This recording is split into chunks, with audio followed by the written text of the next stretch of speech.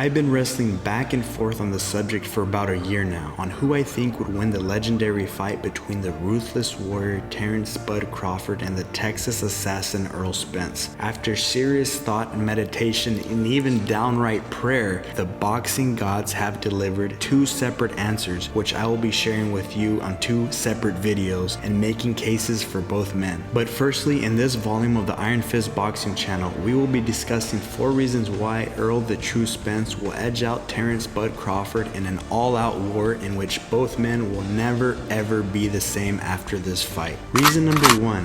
Chin. Terrence Crawford has an aggressive and ruthless style that consists of constantly putting pressure on his opponents until they are no longer physically able to withstand his ruthless attack. But often, he leaves himself open to big counters that have knocked him to the canvas or hurt him, as in the Kavanauskas fight. Errol Spence will strategically take note of Crawford's suspect chin and use his elite level power to look for the right moment to test Crawford's chin to either knock him down or knock him out. Reason number 2, experience. No matter how much of an advocate you are for Terrence Crawford, you cannot deny that he is currently 32 years old with an empty resume. Crawford's best wins are against a glass-chinned Amir Khan who quit in their fight, Yurioskas Gamboa who had been knocked down 14 times in his career, and against Jose Benavidez who was shot through the kneecap 2 years previous in their fight, fighting Crawford with one good leg. And lastly, elementary school teacher Jeff Horn who won a stolen belt from Manny Pacquiao via blatant robbery in Australia. On the other hand, we have Errol Spence who beat Kell Brook in his home country. He stopped Lamont Peterson who actually beat Amir Khan. He totally embarrassed then 5th ranked Mikey Garcia on the pound for pound list and edged out Sean Porter in a complete war. Then on top of that is gonna fight Danny Garcia in his next fight. There is no question that Spence has a deeper resume which will give him the advantage over the tomato can killer Bud Crawford. Reason number 3,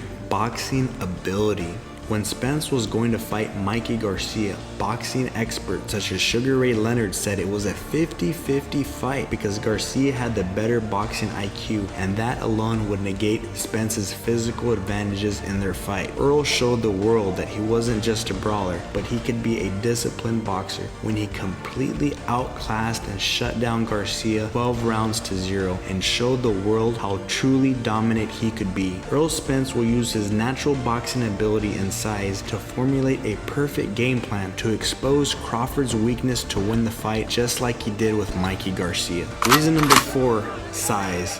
Errol Spence has all the physical advantages over Crawford. He is a naturally bigger man who stands at 5 foot 10 inches and has admitted that his natural walking around weight is anywhere from 180 to 190 pounds. Crawford began his boxing debut in the lightweight division of 135 pounds and has a smaller frame. I can easily see Errol Spence rehydrating to 180 pounds and using his extreme size and strength to dominate the smaller man in the ring. In conclusion, there are a lot of die-hard Crawford fans who will dispute every one of these reasons and say their man will win the fight convincingly. And I respect that. Crawford is a true warrior, but I strongly feel that Errol Spence is a more complete boxer and will utilize his experience and size to beat Crawford in the most anticipated fight of 2021. But we will have to patiently wait and see what happens. But until then, the debate remains open.